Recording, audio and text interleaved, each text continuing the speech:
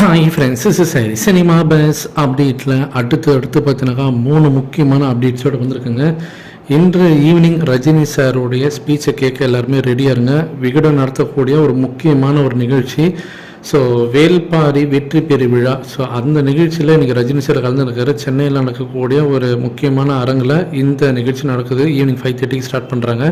அதில் Rajini sir chief கெஸ்ட்டாக கலந்துக்கிறாரு. அவரோட ஸ்பீச் கேட்கறதுக்காக ஃபேன்ஸ் எல்லாருமே எதிர்பார்ப்புடன் காத்திருக்காங்க அப்படி தான் சொல்லணும்.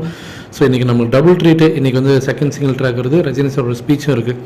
அடுத்தது ஜெயிலர் செகண்ட் பார்ட்டில் நடிகை தமன்னா அவர்கள் பார்த்தீங்கன்னா ஒரு எக்ஸ்டெண்டட் கேமியோ ரோல் பண்ணுறதுக்கான பேச்சுவார்த்தையில் வந்து ஈடுபட்டிருக்காங்க ஜெயிலர் படத்தோடைய அந்த டீம்.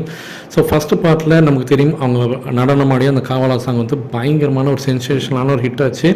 அதே போல் படத்துலேயும் ஒரு 2-3 சீன் வந்துட்டு போங்க. ஸோ இந்த படத்துலேயும் அதே போல் அவங்களோட கேரக்டருக்கு ஒரு 2-3 சீன் வந்து வச்சுருக்கிறதாக கொஞ்சம் எக்ஸ்டெண்டட் கேமியோ ரோலை விட்டுமே நெல்சன் வந்து ரெடி பண்ணியிருக்காராம். ஸோ அதில் அவங்க நடிக்கிறதுக்கு பேச்சுவார்த்தையில் ஈடுபட்டுருக்காங்க. ஸோ வெயிட் பண்ணி பார்ப்போம் அவங்க வராங்களா இல்லையான்றது.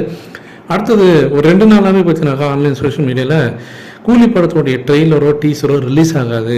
சன் பிக்சர்ஸ் வந்து ஒரு புதுமையான ஒரு ஸ்ட்ராட்டஜி வந்து இதில் வந்து யூஸ் பண்ண போகிறாங்க. இந்த படத்துக்கு டீசரோ ட்ரெய்லரோ எதுவுமே இல்லாமல் டேரெக்டாகவே படத்தை வந்து தேட்டரில் ரிலீஸ் பண்ணுறதுக்காக சன் பிக்சர்ஸ் வந்து திட்டமிட்டுருக்காங்க அப்படின்ற மாரி ஒரு நியூஸ்லாம் ஸ்ப்ரெட் ஆகவே ஃபேன்ஸ் எல்லாம் ரொம்ப அப்செட் ஆகிட்டாங்க. என்னப்பா இது, நமக்கு வந்து என்ஜாய் பண்ணுறது அந்த டீசர் ட்ரெய்லர் வந்தால் தான் நமக்கு வந்து ஒரு படத்து மேலே ஒரு எக்ஸ்பெக்டேஷன் இருக்கும் அப்படின்னு சொல்லிட்டு எல்லாருமே எதிர்பார்க்குறீங்க.